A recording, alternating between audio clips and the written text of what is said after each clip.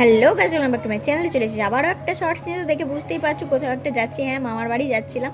তো সেই দিনের ব্লগটা আজকে আপলোড করছি। আমি এখন মামার বাড়িতেই আছি। তো দেখতেই পাচ্ছ যে গিয়ে একটু গান শুনছিলাম। আর একজনের মুখ তো দেখতেই পাবে যে আমাকে মুখ দেখাচ্ছিল, কারণটা পার্সোনাল, সেই জন্য। তো দেখতেই পাচ্ছ একটু গান টান শুনছিলাম। আর এই গরমে আর ভালোই লাগছে না কোথাও। তো দেখতেই পাচ্ছ সন্ধেবেলায় একটু গিয়েছিলাম ঘুরু ঘুরু করতে, নট আমার পয়সা ধ্বংস করতে। কেননা আমার কাছে ট্রিট নেবে, বার্থডে তো কিছু হয়নি ভাই, ট্রিটই দিয়ে যাচ্ছি আমি। আমার গান্ধীজিকে রেস্ট রেখে একটু অন্যের গান্ধীজি ধ্বংস করতে চলে গিয়েছিলাম একটা মলে। তো দেখতেই পাচ্ছ এখানে প্রচুর শাড়ির অপশন রয়েছে। মানে সত্যি, মানে অ্যাম্বিয়েন্সটা যেমন সুন্দর তেমন শাড়িগুলোর দামও সুন্দর ভাই।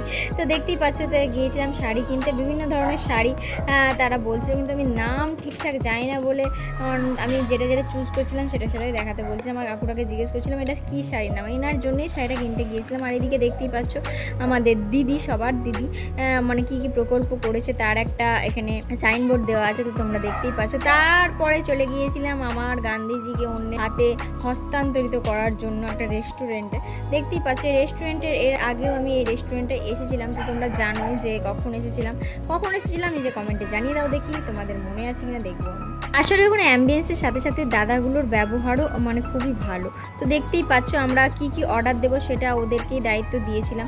তো ওরা অর্ডার দিতে পারছিল না, তাই শেষকালে আমি অর্ডার দিয়েছিলাম। তো দেখতেই পাবে এরপর কি কি অর্ডার দেওয়া হলো। তারা কনফিউজ, আর আমিও কনফিউজ তারা কি কি অর্ডার দেবে, সেই জন্য লাস্টে আমি অর্ডার দিয়েছি। তো প্রথম স্টার্টারে দিয়েছিলাম ফিশ ফিঙ্গার। তো দেখতেই পাচ্ছ সেটা চলে এসেছে। আর সেটা জাস্ট অসাধারণ খেতে ছিল, ভেটকি মাছই ছিল।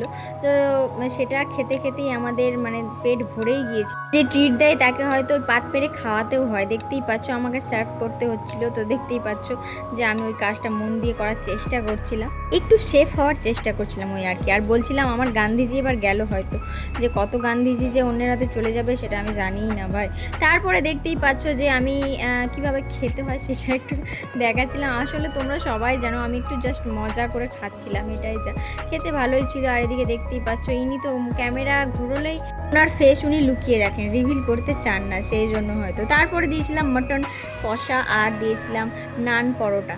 কিন্তু মাটন কষার কোয়ান্টিটিটা একটু কম ছিল, তাই আবার আমাকে দিতে হয়েছিল চিলি চিকেন। তো দেখতেই পাচ্ছ একজন আমাকে ছেড়ে ছেড়ে খেয়ে নিচ্ছে, কেননা আমি ওটাই বলছিলাম যে আমার খাওয়া শেষ হয়নি তখনও ফিশ ফিঙ্গারটা উনি ওদিকে সাঁটিয়ে খেতে লেগেছিলেন।